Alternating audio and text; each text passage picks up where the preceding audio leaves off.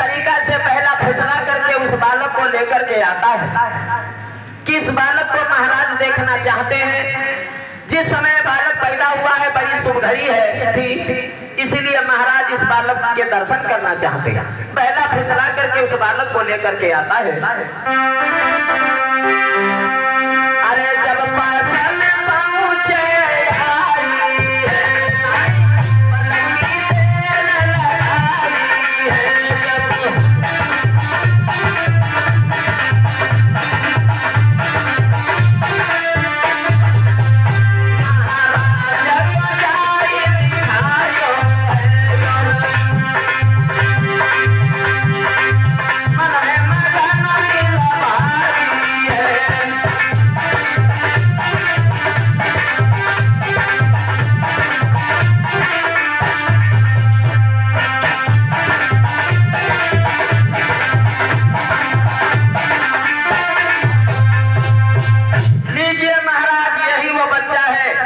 जिसके आप इंतजार में थे महाराज। अच्छा तो ऐसा करो, ये बालक मेरी नजरों से दूर रखो, कहीं हमको दया गई तो फिर आगे दिक्कत हो जाएगी। इसलिए हम इस बालक को प्यार दुलार करने के लिए नहीं मंगवाए हैं, इस बालक को हम मारने के लिए मंगवाए। ऐसा ना कर।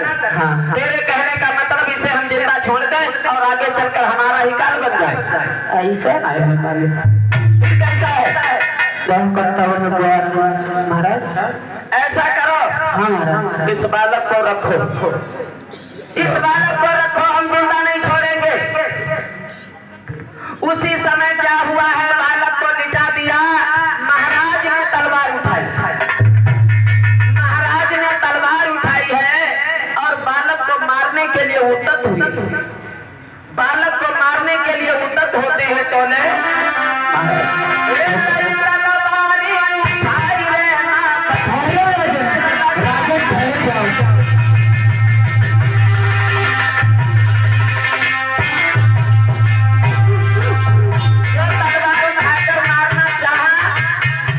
उसी समय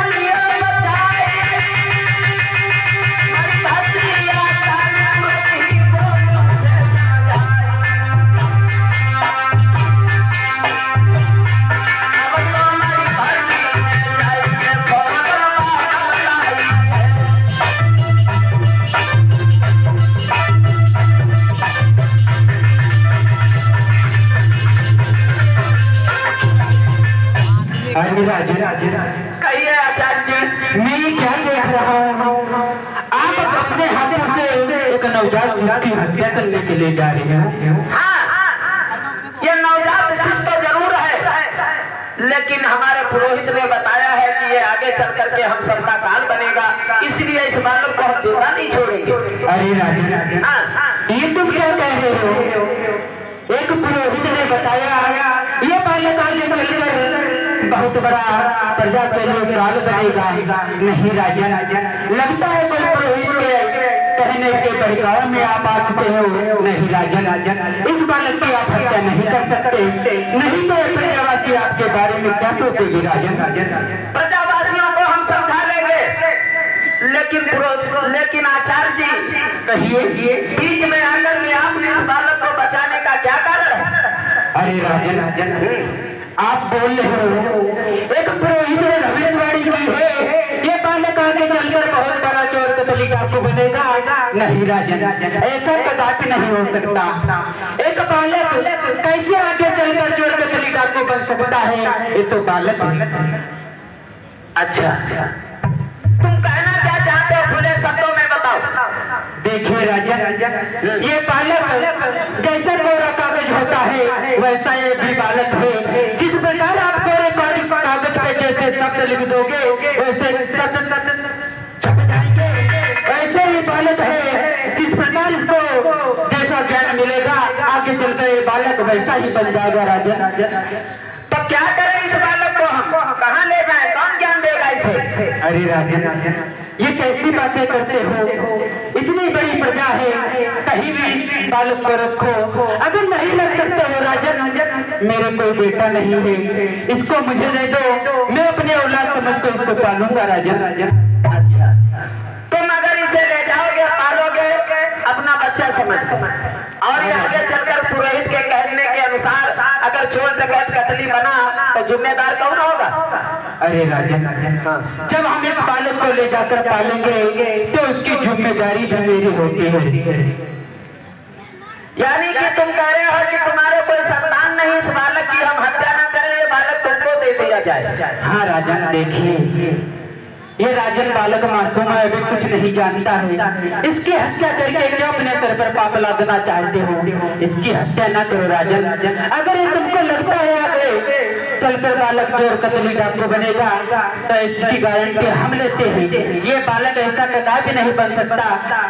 जैसे इसको ज्ञान मिलेगा वैसे बालक आगे चलकर तैयार हो जाएगा राजन। आचार्य जी ने बताया, मैं एक गुरु हूँ, मैंने तमाम बच्चों को ऐसी शिक्षा दी है जो आगे चल करके हमारा और अपने माता पिता का नाम रोशन कर रहे हैं। हमारे आश्रम में तमाम बच्चे पढ़ने के लिए आते हैं, और इस बालक को मैं ले जाऊंगा, इसे पालेंगे, और जब ये बड़ा हो जाएगा अपने आश्रम में रखेंगे, किसी गलत संगत में नहीं जाने देंगे, तो चोर डकैत कतली कैसे बन सकता है?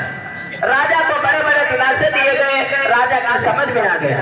बोले पुरोहित, बोले आचार्य जी, कहिए अगर आपकी इच्छा है कि इस बालक को ना मारे, बालक आपको दे दे तो ठीक है, मैं आपकी बातों को स्वीकार करके इस बालक को आपको सौंप रहा हूँ। ठीक है राजन, ये बालक मैं लेकर के जा रहा हूँ। आज के बाद इस बालक को अपना बेटा समझ के पालूंगा।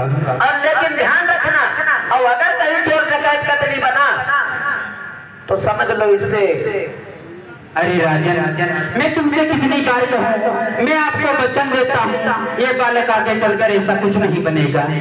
मंत्री जी महाराज, बालक आचार्य जी को दिया जाए। आज वो बालक उठा करके महाराज आचार्य के गोदी में दे दिया गया। आज आचार्य जी ने उस बालक को जब लिया है, महाराज, हाँ, देखो कितना प्यारा बालक है महाराज। महाराज, मेरी पत्नी मेरा इंतजार कर रही होगी, क्योंकि मैं सुबह सुबह टहलने के लिए निकला था, काफी समय हो चुका है, मुझको चलना चाहिए महाराज। ठीक है, आप जा सकते हो। ठीक है महाराज। आज पुरोहित ने, आचार्य ने उस बालक को बचा लिया और उसे लेकर के घर के लिए चले।